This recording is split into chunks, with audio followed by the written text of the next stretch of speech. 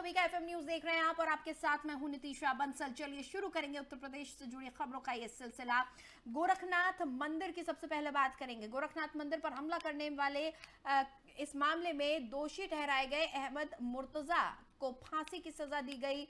गोरखनाथ मंदिर में घुसकर सुरक्षा कर्मियों पर आतंकी हमला कर घायल करने के आरोपी अहमद मुर्तजा अब्बासी को एटीएस के विशेष न्यायाधीश विवेकानंद शरण पांडे ने यह सजा सुनाई है। गौरतलब है कि 4 अप्रैल को गोरखनाथ चौकी के मुख्य आरक्षी विनय कुमार मिश्र ने दर्ज कराई रिपोर्ट में कहा था कि वो मंदिर के गेट नंबर 1 का सुरक्षा प्रभारी था। तभी अचानक आरोपी ने बांके से पीएसी के सिपाही अनिल कुमार पासवान पर हमला कर हथियार छीनने की कोशिश की। बचाव में अन्य सुरक्षाकर्मी आ गए तो आरोपी ने सिपाही गोपाल गौड़ को भी घायल कर दिया और बांका लहराते हुए धार्मिक नारे लगाते हुए आगे बढ़ गया। तभी आनन फानन में उससे पकड़ लिया गया।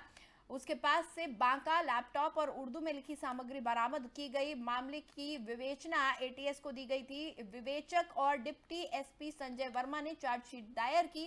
कोर्ट में सरकार के खर्च पर मुर्तजा को वकील दिया गया, जबकि अभियोजन की ओर से वादी विनय कुमार मिश्र, घायल पीएसी जवान अनिल कुमार पासवान, गोपाल गौड़ के अलावा डॉक्टर और अन्य समेत 27 गवाह पेश किए गए। उधर आरोपी खुद को मानसिक बीमार बताता रहा, लेकिन इस संबंध में कोई सबूत न होने के कारण कोर्ट ने उसे दोषी ठहराया है।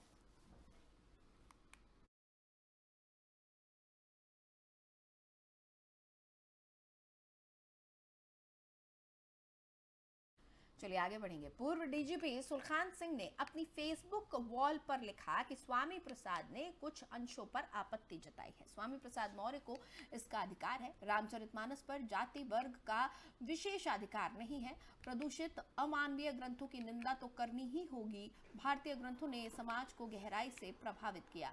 ग्रंथों में जातिवाद, ऊंच नीच, छुआछूत स्थापित किया गया। पीड़ित व्यक्ति समाज अपना विरोध तो व्यक्त करेगा ही। भारतीय ग्रंथों पर एकाधिकार नहीं जनता का जताना चाहिए। हिंदू एकता के लिए इनका विरोध करना जरूरी भी है। ये शोषित वर्ग हिंदू समाज में ही रहना चाहता है। पूर्व डीजीपी सुलखान सिंह ने लिखा कि मैं रामचरितमानस और भगवद गीता का नियमित पाठ करता हूं। हिंदू समाज के तमाम प्रदूषित और अमानवीय ग्रंथों की निंदा तो करनी ही होगी। भारतीय ग्रंथों ने समाज को गहराई से प्रभावित किया है। इन ग्रंथों में जातिवाद, ऊंच नीच, छुआछूत, जातीय श्रेष्ठता आदि की दैवीय होना स्थापित किया गया है। अतः पीड़ित व्यक्ति समाज अपना विरोध तो व्यक्त करेगा ही। किसी को भी भारतीय ग्रंथों पर एकाधिकार नहीं जताना चाहिए। कुछ अति उत्साहित उच्च जाति के हिंदू हर ऐसे विरोध को गाली गलौच और निजी हमला करके दबाना चाहते हैं। ये वर्ग चाहता है कि सदियों से शोषित वर्ग इस शोषण का विरोध न करे, क्योंकि वो इसे धर्म विरोधी बताते हैं। हिंदू समाज की एकता के लिए जरूरी है कि लोगों को अपना विरोध प्रकट करने दिया जाए। भारतीय ग्रंथ सबके हैं। ये शोषित वर्ग हिंदू समाज में ही रहना चाहता है, इसलिए विरोध करता है, अन्यथा इस्लाम या ईसाई धर्म अपना चुका होता। अतीत में धर्मांतरण इसी कारण से हुए हैं। स्वामी प्रसाद मौर्य के रामचरितमानस पर दिए गए बयान पर प्रतिक्रिया ठीक नहीं है। मौर्य ने रामचरितमानस का अपमान नहीं किया है, मात्र कुछ अंशों पर आपत्ति जताई है। उन्हें इसका अधिकार है। रामचरितमानस पर किसी जाति या वर्ग का विशेषाधिकार नहीं है। राम और कृष्ण हमारे पूर्वज हैं, हम उनका अनुसरण करते हैं। हमें यह अधिकार है कि हम अपने पूर्वजों से प्रश्न करें।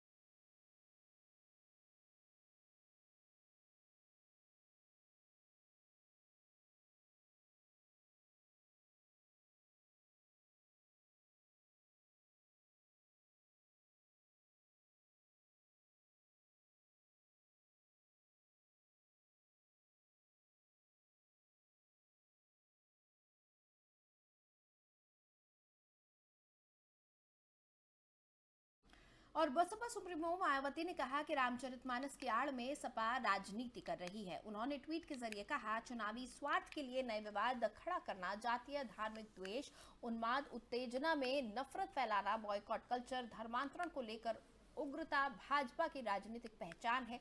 लेकिन अब रामचरितमानस की आड़ में सपा का वही राजनीतिक रंग रूप दुखद है और दुर्भाग्यपूर्ण है।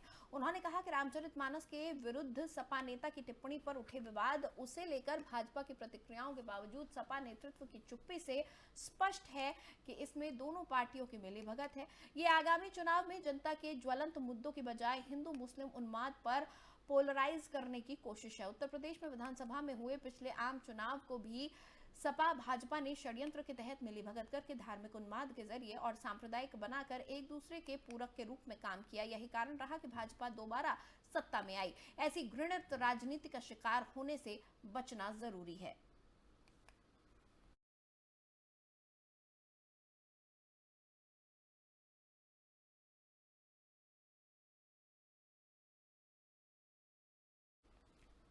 और विधान परिषद की शिक्षक और स्नातक क्षेत्र की 5 सीटों पर चुनाव के लिए मतदान खत्म हो गया है। मतगणना 2 फरवरी को होगी। सभी जगह कड़ी सुरक्षा व्यवस्था के बीच मतदान हुआ। इलाहाबाद झांसी खंड शिक्षक निर्वाचन क्षेत्र के 10 जनपदों के 141 केंद्रों पर सुबह 8 बजे से शाम 4 बजे तक मतदान हुआ। इस दरमियान क्षेत्र के 34,495 मतदाताओं में से 26,169 अपने मताधिकार का प्रयोग किया। लोगों ने सबसे ज्यादा 90% मतदान महोबा में हुआ, जबकि सबसे कम 68% मतदान प्रयागराज में हुआ। झांसी में 49% मतदान हुआ। इलाहाबाद झांसी शिक्षक निर्वाचन के लिए दोपहर 2 बजे तक 51.37% मतदान हुआ। चुनाव में प्रयागराज झांसी समेत 10 जिलों कौशांबी, जालौन, बांदा, ललितपुर, महोबा, फतेहपुर, हमीरपुर और चित्रकूट के मतदाता हिस्सा ले रहे हैं।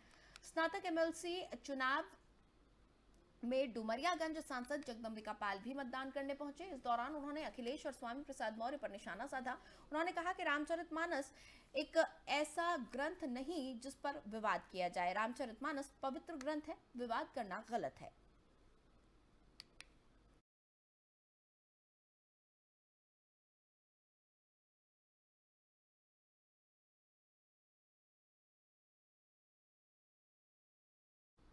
और अब खबर प्रयागराज से, जहां विश्वविद्यालय के छात्र संघ के ने राष्ट्रपिता महात्मा गांधी के शहादत दिवस पर मार्च निकाला।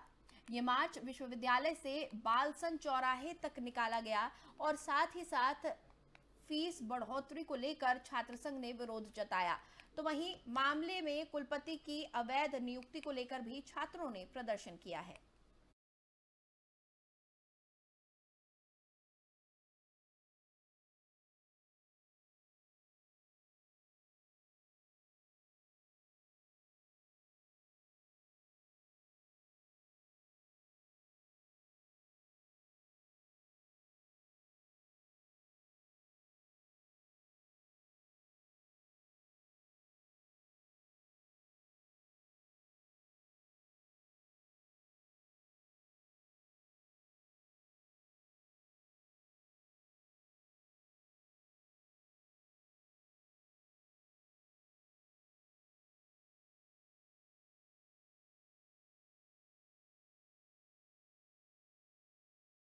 चलिए आगे बढ़ेंगे। मामला कोतवाली बेहट के गांव असलमपुर बरथा के पास का है। दरअसल हरियाणा के खनन माफिया यूपी की सीमा में घुसकर अवैध खनन कर रहे थे, जिसकी सूचना कोतवाली बेहट पुलिस को मिली और पुलिस ने मौके पर पहुंचकर एक जेसीबी और 2 डंपर को कब्जे में ले लिया, जिससे आक्रोशित खनन माफियाओं ने पुलिस पर हमला बोल दिया। इसके बाद आरोपी मौके से फरार हो गए।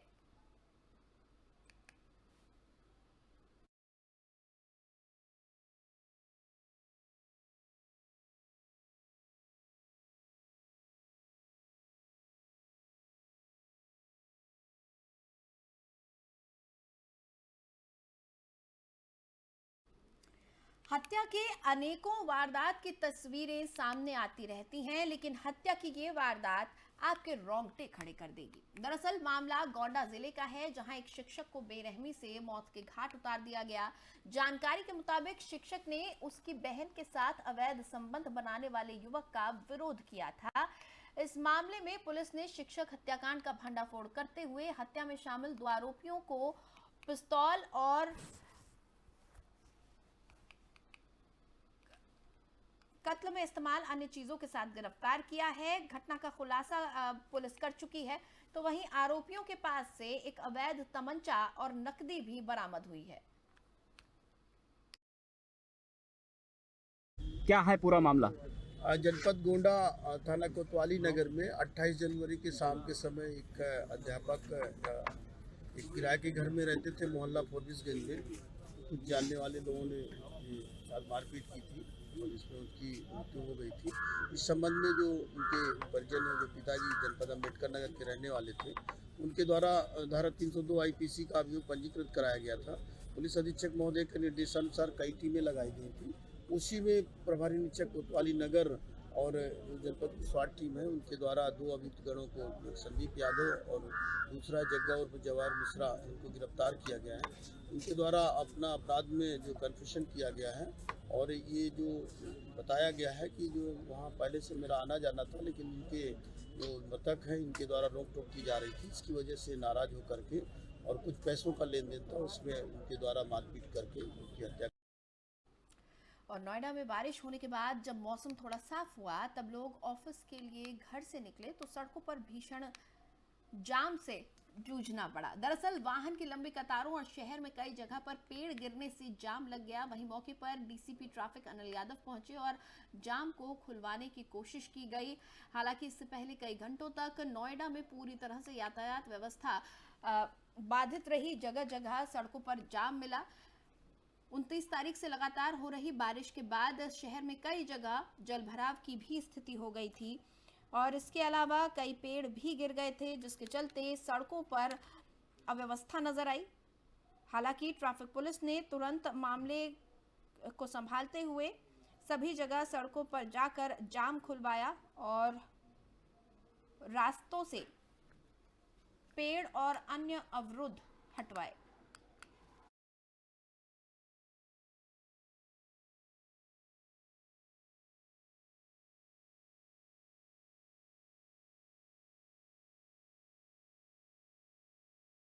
और गोस्वामी तुलसीदास द्वारा लिखित रामचरितमानस के पन्नों को फाड़ने और इसे जलाने के आरोप में 8 लोगों के खिलाफ प्राथमिकी दर्ज की गई है। ये जानकारी पुलिस ने दी है। प्राथमिकी लखनऊ के पीजीआई थाने में दर्ज कराई गई है। पीजीआई थाने के station house officer Rajesh Rana ने कहा कि उन्हें बीजेपी सदस्य सतनाम सिंह लवी से शिकायत मिली थी। इसके आधार पर प्राथमिकी दर्ज की गई है। उन्होंने कहा कि रामचरितमानस के खिलाफ अभद्र टिप्पणियां और सार्वजनिक रूप से इसके पन्नों को जलाने से समाज में विभाजन और सांप्रदायिक तनाव पैदा हो सकता है। आरोपी ने सोशल मीडिया पर पवित्र पुस्तक के खिलाफ बात की और हिंदुओं की भावनाओं को ठेस पहुंचाई। थाना अध्यक्ष ने बताया कि आरोपियों में यशपाल सिंह लोधी, देवेंद्र यादव, महेंद्र प्रताप यादव, नरेश सिंह, SS यादव, सुजीत संतोष वर्मा और सलीम शामिल हैं। इन सभी पर भारतीय दंड संहिता की धारा 153A, 295A, 505 और 298 और IT अधिनियम की धारा 66 के तहत मामला दर्ज कर लिया गया है। पुलिस ने कहा कि प्राथमिकी में नामजद आरोपी 29 जनवरी की अखिल भारतीय OBC महासभा के बैनर तले समाजवादी पार्टी MLC स्वामी प्रसाद मौर्य के समर्थन में उतरे थे। इस शिकायत में स्वामी प्रसाद मौर्य का भी नाम है।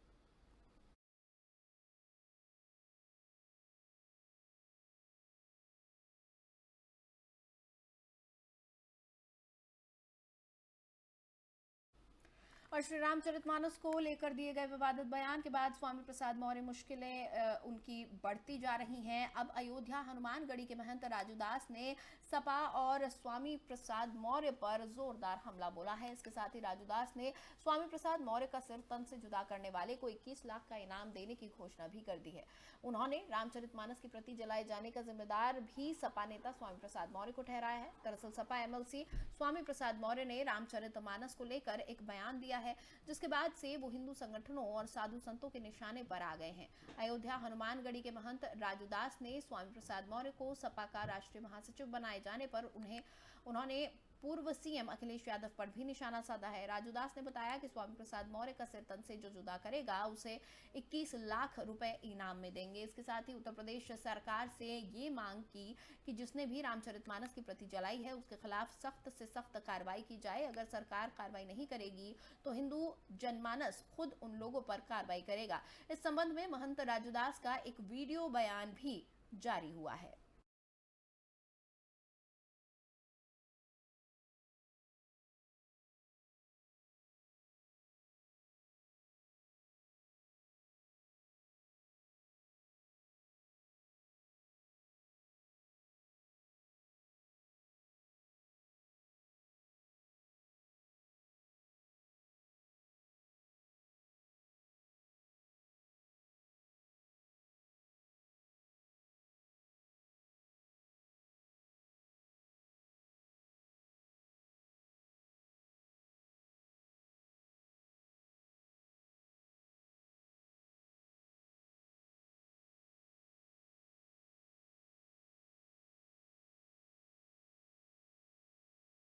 एक तरफ जहां मौसम करवट बदल रहा है तो वहीं दूसरी तरफ कोहरे का कहर लगातार जारी है। जानकारी के अनुसार कोहरे के वजह से जौनपुर में आपस में 8 गाड़ियां टकरा गईं और इस हादसे में 4 लोगों की हालत गंभीर बताई जा रही है।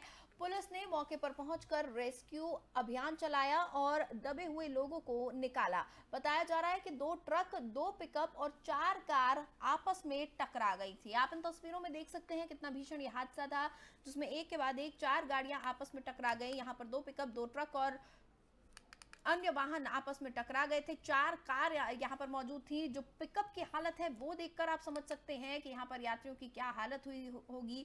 4 कार, 2 पिकअप और 2 ट्रक आपस में एक के बाद एक भिड़ गए। बताया जा रहा है कि घने कोहरे की वजह से यहाँ पर यह हादसा पेश आया है।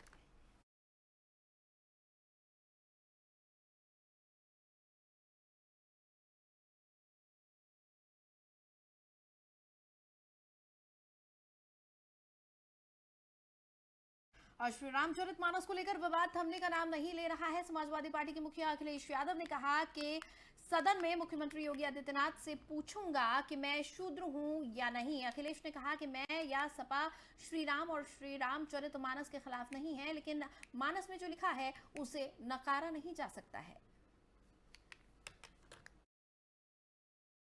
मैं आपसे कह रहा हूं, धार्मिक ग्रंथ के खिलाफ कोई नहीं है, ना मैं खिलाफ हूं।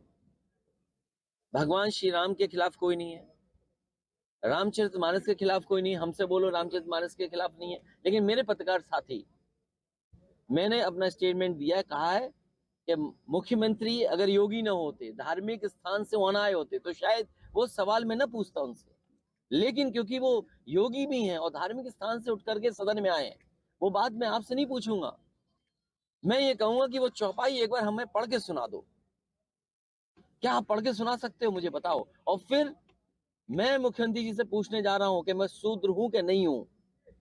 कल मैं मंदिर में दर्शन करने जा रहा था, क्या बीजेपी और आरएसएस के लोगों ने, मैं आपसे कह रहा हूं, धार्मिक ग्रंथ के खिलाफ कोई नहीं है, ना मैं खिलाफ हूं। भगवान श्री राम के खिलाफ कोई नहीं है, रामचरितमानस के खिलाफ कोई नहीं। हमसे बोलो रामचरितमानस के खिलाफ नहीं है। लेकिन मेरे पत्रकार साथी,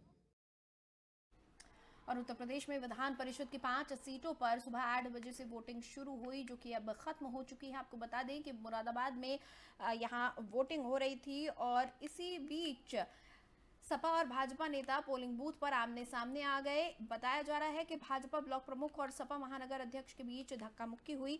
मुरादाबाद के खंड विकास कार्यालय पर बने बूथ पर यह पूरा हंगामा हुआ। हंगामा कर रहे सपा नेता की स्कॉर्पियो कार को पुलिस ने कब्जे में ले लिया। इसके साथ ही हंगामा कर रहे कार्यकर्ताओं को पोलिंग बूथ से बाहर निकाला गया। तो वहीं समाजवादी पार्टी के नेताओं का आरोप है कि पोलिंग बूथ पर सपा के पोलिंग एजेंटों को अंदर नहीं जाने दिया गया। इस बात को लेकर यहां जोरदार हंगामा हुआ।